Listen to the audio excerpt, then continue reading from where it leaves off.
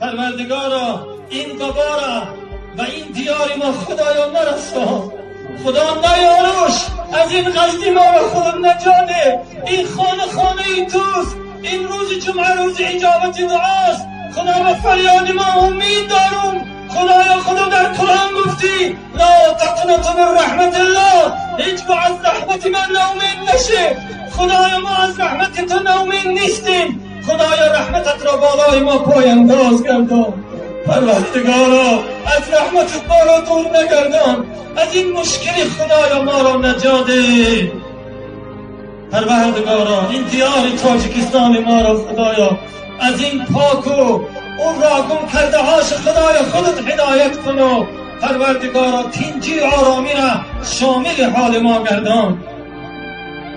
امروز بسیار جوانان غریب فرزندای شما برادران که در روسیه پیشرفت بسیار کرده ایستادند، بسیار پیشرفت داره برادران خوف کلان است، خطر کلان است.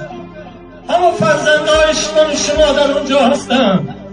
برادر آنها خون دل شدند، آب دیدشان میریزد. از ما خواهش کردن که در این روز جمعه پدرهای ما آمین بگن، رشته پیدای ما آمین بگن، دعا کنید از منبر در حق جوانان غریب. بیایید یک جای دعا کنیم. پروردگارا اون جوانان غریبی ما را از این بیماری نجاده. خدایا آنها کی دستی آنها را میگیره، کی مشکلی آنها را آسان میکنه. کو پدر، کو مادر، کو اکا مادر، شاید جنازه آورده نشه برادر جان. به این خاطر با آیندان شما قسم وای به حال پدری که دعا نکنه نصف شب. خیز نماز تهجد خوان، جوانی نازنین در حق پدر دعا بکن. دعای تو والله مبارک پیش خدا. دعا بکن، نماز شب خوان. گفت پدر جانی من را در خدمت نگهبانش کن. مشکل برای راستش بر هدایتش کن، کمکش کن، ساعت سلامت به وطن بازش گردان. بیایید ما و شما یک جای دعا کنیم.